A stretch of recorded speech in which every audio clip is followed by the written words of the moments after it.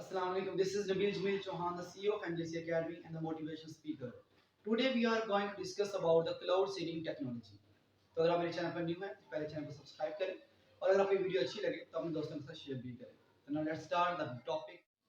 क्या इंसानों ने मौसम कंट्रोल करना सीख लिया है? क्या इस टेक्नोलॉजी का इस्तेमाल करके हम पानी की कमी को पूरा कर सकते हैं? कैसा लगेगा अगर मैं ये कहूँ कि इंसानों ने मौसम कंट्रोल करना सीख लिया है? इस टेक्नोलॉजी का इस्तेमाल करके आप जहां चाहें जब चाहें बारिश करवा सकते हैं. आर्टिफिशियल इस टेक्नोलॉजी का इस्तेमाल कई सालों से हो रहा है. चाइना जैसी कंट्रीज ने तो इस टेक्नोलॉजी पर मिलियंस ऑफ डॉलर्स खर्च किए और अब आप इस टेक्नोलॉजी को सेल्फिश रीजंस के लिए भी इस्तेमाल कर सकते हैं.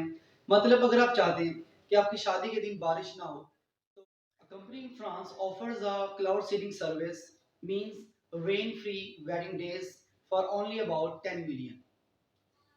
तो क्या अगर ये टेक्नोलॉजी इतनी फायदेमंद है तो क्या इसको हम इस्तेमाल करके अपनी कंट्रीज के जो पानी को लेकर मसले मसाइल चल रहे हैं, मतलब बारिश का बहुत ज़्यादा हो जाना है, बारिश का बिल्कुल ना होना, क्या इस टेक्नोलॉजी का इस्तेमाल करके हम उस प्रॉब्लम को सॉल्व कर सकते हैं? तो आइए आज इस वीडियो में हम इस टेक्नोलॉजी के बारे में समझेंगे, लेकिन इससे पहले हम बात करेंगे क्लाउड्स के बारे में. क्लाउड्स क्या होते हैं और किस तरह से बनते हैं? जैसा कि हम जानते हैं कि मैटर 3 डिफरेंट स्टेट्स में एग्जिस्ट करता है, लाइक सॉलिड, लिक्विड और गैस. और वाहिद एक ऐसा कंपाउंड है पानी जो कि तीनों स्टेट्स में एग्जिस्ट करेगा. जैसे अगर हम बात करें सॉलिड की तो पानी आइस की फॉर्म में होगा, लिक्विड वाटर और गैस वेपर्स. तो बेसिकली पानी इन तीनों स्टेट्स में एग्जिस्ट करता है और हम इस चीज को पढ़ चुके हैं, बेतहाशा बार इस चीज को पढ़ा भी होगा कि when any substance is convert from one form to another form it have some name. Like अगर हम बात करें पानी के वेपराइज होने की, पानी के वेपर्स में कन्वर्ट होने की, this process known as evaporation और वेपराइजेशन. और जब यही वेपर्स वापस पानी में कन्वर्ट होंगे तो कंडेंसेशन. और जब आपका पानी फ्रीज होगा इट्स अ फ्रीजिंग. और जब यही फ्रीज पानी आइस जो है, बर्फ है, जब ये लिक्विड वाटर में कन्वर्ट होगा दिस इज द मेल्टिंग. तो बेसिकली हर एक प्रोसेस का नेम है जब एक फॉर्म से दूसरी फॉर्म में कन्वर्ट. बेसिकली हमारी हवा में बहुत ज्यादा वाटर वेपर्स मौजूद होते हैं. अब होता ये है कि जब ये वाटर वेपर्स ऊपर की तरफ मूव करेंगे और जैसे जैसे एल्टीट्यूड बढ़ेगा तो टेम्परेचर लो होगा, मतलब सर्दी बढ़ेगी. और जब ये वाटर वेपर एक हाई एल्टीट्यूड पे आएंगे तो वहां पर लो टेम्परेचर होने की वजह से ये वाटर वेपर वाटर में कन्वर्ट हो जाएंगे. और यही वाटर वेपर्स हमें क्लाउड्स की फॉर्म में, बादल की फॉर्म में नजर आते हैं, जिनके अंदर हजारों लाखों tiny small droplets, water droplets क्या होंगे, मौजूद होंगे. और यही वाटर ड्रॉपलेट क्या होते हैं, आपस में एक लो टेम्परेचर पे जब कंडेंस होते हैं, मिलते हैं, तो उनके कंडेंस होने की वजह से हमारे पास क्या बनता है, this one is form the cloud. अब अगर कोई क्लाउड इससे भी ज्यादा हाई एल्टीट्यूड पे चला जाता है, इससे ज्यादा ऊंचाई पे चला जाता है जहाँ पे टेम्परेचर मजीद लो होगा, तो वहां पे अब सिर्फ वाटर ड्रॉपलेट कंडेंस नहीं करेंगे बल्कि अब वो फ्रीजिंग भी करेंगे. मतलब अब वो सिर्फ कंडेंस होकर वाटर नहीं बनेंगे बल्कि फ्रीज होकर वो आइस क्रिस्टल्स में कन्वर्ट हो जाएंगे. अब देखा जाए तो बेसिकली आपके पास यहाँ पर क्लाउड्स दो तरह के होंगे, एक वो जो वाटर ड्रॉपलेट से बन रहे हैं और एक वो जो आइस क्रिस्टल से बनेंगे. तो this one is about cloud. Cloud कैसे बनते. अब अगर आपने ये चीज समझ ली है कि बादल कैसे बनते हैं, अब अगली बात हम समझेंगे कि बारिश कैसे होती है. बेसिकली होता ये है कि जब ये वाटर ड्रॉपलेट्स हवा में ऊपर की तरफ मूव करते हैं, वहां पर जाकर ये लो टेम्परेचर पे कंडेंस करके वाटर ड्रॉपलेट्स जो है वो वाटर में कन्वर्ट होते हैं. और मजीद ऊंचाई पे जाकर जब ये वाटर मॉलिक्यूल्स मिलकर आइस क्रिस्टल्स बनाते हैं, तो ये अमल यहाँ रुकता नहीं है. ये आइस क्रिस्टल्स मजीद आपस में कोलाइड करते रहेंगे, मिलते रहेंगे और मिलने के बाद ये और बड़े आइस क्रिस्टल्स बना देते हैं. और ये प्रोसेस तब तक चलता रहेगा जब तक इनका वजन इतना ज्यादा ना हो जाए कि अपने वजन की वजह से नीचे गिरना शुरू कर दें. अब जैसे ही आइस क्रिस्टल ऊपर से नीचे गिरेंगे तो होता क्या है कि अगर तो आपके लोअर एटमॉस्फेयर के अंदर, नीचे के एटमॉस्फेयर के अंदर अगर तो टेम्परेचर बहुत ज्यादा है तो क्या होगा कि यही आइस क्रिस्टल ऊपर से नीचे आते हुए पिघल जाएंगे और बारिश होगी. लेकिन अगर आपके एटमॉस्फेयर में, आपकी सराउंडिंग में टेम्परेचर लो है तो क्या होगा, ये आइस क्रिस्टल स्नो फॉलिंग के फॉर्म में नीचे गिरेंगे. इट्स मींस कि आपके पास ये क्लाउड्स जब बन जाते हैं और इनसे जो बारिश बरसती है, बारिश बरसने का मतलब ये हुआ कि नीचे का टेम्परेचर लो है, वरना ऊपर से गिरने वाले जो कहने के पार्टिकल्स हैं वो आइस क्रिस्टल्स हैं. लेकिन नीचे आते आते हमारे टेम्परेचर की वजह से हमारी सराउंडिंग टेम्परेचर की वजह से क्या होता है कि यही आइस क्रिस्टल्स बारिश में कन्वर्ट होते हैं, पानी में कन्वर्ट होते हैं, पिघल जाते हैं और ये बारिश की शक्ल में नीचे आते हैं। अब अगर बात कर ली जाए क्लाउड सीडिंग के हवाले से, तो इसकी एंट्री हमारे सोसाइटी में बाई चांस हुई है। इसे हम कहते हैं serendipity. Means by chance something happens that ends up benefiting us. This one is known as the serendipity. In 1943 doctor Winston Schaefer, ये बेसिकली एक अमेरिकन केमिस्ट और मेट्रोलॉजिस्ट थे। ये एक्सपेरिमेंट कर रहे थे बेसिकली प्रेसिपिटेशन और एयरक्राफ्ट आइसिंग के ऊपर।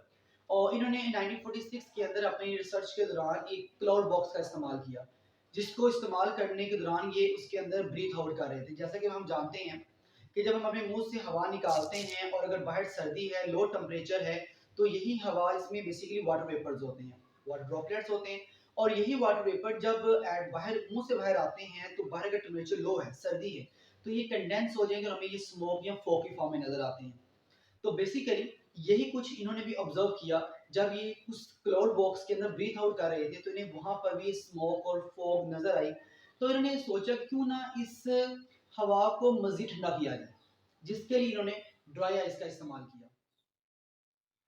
Dry ice basically is the solid form of CO2, which one exists at minus 78 degrees Celsius temperature and used in the refrigeration and cooling process.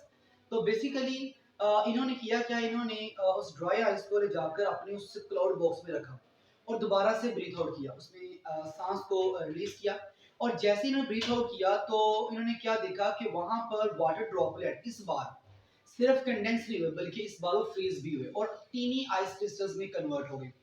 तो इनके जहन में एक बात है कि क्यों ना हम ऐसा करें कि इस प्रोसेस को इस्तेमाल करें क्लाउड्स को मजीद ठंडा करने के लिए और बारिश बरसाने के लिए। In 13 November 1946 doctor Schaefer flew a plane from न्यूयॉर्क और ये प्लेन में अपने साथ 2.5 केजी ड्राई आइस लेकर गए। और इन्होंने किया क्या, इन्होंने माउंट ग्रेलो के ऊपर जाके अपना एक्सपेरिमेंट परफॉर्म किया और क्लाउड्स पर क्रश ड्राई आइस को फेंकना शुरू किया। और जो रिजल्ट इन्होंने ऑब्जर्व किया वो कमाल का था। इन्होंने ऑब्जर्व किया कि अचानक से स्नो फॉलिंग और बारिश होना शुरू हो गई और यहीं से क्लाउड सीडिंग टेक्नोलॉजी का इन्वेंशन हुआ। लेकिन बात यहाँ खत्म नहीं होती है। डॉक्टर बेरहट वेंगर, ये भी बेसिकली क्लाउड सीडिंग टेक्नोलॉजी की इन्वेंशन पर ही काम कर रहे थे, लेकिन एक अलग तरीके से। इनका ये मानना था कि अगर हम कंडेंसेशन के लिए कोई सरफेस प्रोवाइड कर दें, हम कंडेंसेशन के प्रोसेस को मजीद बेहतर कर सकते हैं। क्योंकि कंडेंसेशन के लिए एक सरफेस रिक्वायर्ड होती है, नॉन गैसियस सरफेस, मतलब कोई भी लिक्विड सॉलिड सरफेस आपको रिक्वायर्ड होगी, जिसके बगैर हम कंडेंसेशन नहीं करवा सकते, चाहे टेम्परेचर आप माइनस भी क्यों ना ले जाएं। तो इस मकसद के लिए इन्होंने सिल्वर आयोडाइड का इस्तेमाल किया and that prove the best surface for the condensation. और सिल्वर आयोडाइड की प्रॉपर्टी है कि water vapour are attracted toward it and convert into the water. और इसलिए हम सिल्वर आयोडाइड को क्लाउड सीड भी कहते हैं, क्लाउड कंडेंसेशन न्यूक्लियाई भी कहा जाता है। और इस कंप्लीट प्रोसेस को उन्होंने फ्रीजिंग न्यूक्लिएशन का नाम दिया। तो इस टेक्नोलॉजी का इस्तेमाल करके मौसम को कंट्रोल करना एक वाकई बहुत बड़ा कारनामा था। लेकिन लोगों का ये सोचना था कि प्लेन का इस्तेमाल करके अगर हम क्लाउड सीडिंग करवाएंगे तो बहुत ज़्यादा एक्सपेंसिव हो जाएगा। तो इसका एक अल्टरनेटिव तलाश किया गया कि क्यों ना ज़मीन से रॉकेट को शूट किया जाए जिसमें क्लाउड सीड्स मौजूद हों, और जब ये रॉकेट क्लाउड से जाकर कोलाइड करे, टकराए, तो वहां पर क्लाउड सीड्स को फैला दें और इस तरह से हम क्लाउड सीडिंग करवा सकते हैं। In November 1955, the King of Thailand launched the Thailand Royal Rainmaking Project। जी, और ये पहले शख्स थे जिन्होंने रियलाइज किया कि इस टेक्नोलॉजी का इस्तेमाल करके हम अपने मुल्क में होने वाले जो पानी के मसाइल हैं, ड्रॉप कंडीशन, इसको ख़त्म कर सकते हैं। और ये बहुत ज़्यादा फ़ायदेमंद साबित हुआ। और इसके लिए इन्हें 2001 में यूनिक ऑर्गेनाइजेशन की तरफ से एक अवार्ड से नवाजा भी गया था। In India, this technology is used from 1983 to 1994। और अगर हम चाह रहे हैं कि किसी पार्टिकुलर एरिया में बारिश ना हो, तो हमें करना ये होगा कि उसके आसपास के इलाके में क्लाउड सीडिंग की प्रोसेस को इस्तेमाल करते हुए, इस टेक्नोलॉजी का इस्तेमाल करते हुए हम वहाँ पर बारिश करवा लें, ताकि एक पार्टिकुलर एरिया में बारिश के प्रोसेस को रोका जा सके। और इस प्रोसेस का, इस टेक्नोलॉजी का इस्तेमाल इस मकसद के लिए चाइना ने किया इन 2008 during the Beijing Olympics। Basically, they wanted to avoid the rain during the opening ceremony, so that's why they use this technology for stop the rain on that day। In fact, 2009, China used the iodide sticks when a drought was expected in Beijing. To counter that, they made the snow falling in Beijing areas artificially by using this technology. Basically वहां पर उन्होंने 3 दिन तक snow falling करवाई और जिसके लिए उन्हें अपने बड़े 12 हाईवे बंद करने पड़े. In 2021, UAE has been using the electrical charges for transfer the electrical charge to the air molecules, and by this way they produced the significant rainstorm in July 2021.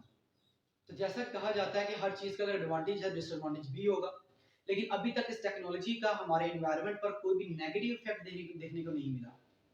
अगर आप इस वीडियो को गौर से देखा है और इस प्रोसेस को गौर से पढ़ा है, सुना है, तो आपने देखा होगा कि हमने क्लाउड बनाए नहीं है. हम सिर्फ क्लाउड्स को फोर्स कर रहे हैं कि वो बारिश बरसाएं. हम सिर्फ इतना कर रहे हैं कि बारिश का दिन चेंज कर दें. हम सिर्फ इतना कर रहे हैं कि बारिश को एक इलाके में बरसाने की बजाय किसी दूसरे इलाके में उसको बरसा दिया जाए ताकि हम उस इलाके में बारिश के प्रोसेस को रोक सकें. तो इसका मतलब सिर्फ कंडेंसेशन के प्रोसेस को फैला रहे हैं, ना कि बादल बना रहे हैं. If there is no water vapor in the air, then there is no possibility to form the cloud. तो अगर बादल नहीं बनेंगे तो बारिश की तो पॉसिबिलिटी ही नहीं बनती ना. तो अगर अब देखा जाए तो इसका अभी तक कोई भी नेगेटिव इफेक्ट नहीं है. हाँ, लेकिन अब देखना ये है कि आने वाले वक्त में, फ्यूचर में, क्या इस टेक्नोलॉजी को इस्तेमाल करके हम पानी की कमी के मसाइल को पूरा कर सकते हैं? क्या ड्राफ्ट कंडीशन को, खुश्क साली के मसाइल को हल कर सकते हैं? क्या सैलाब जैसे खतरात से निपटने के लिए इसको इस्तेमाल किया जा सकता है?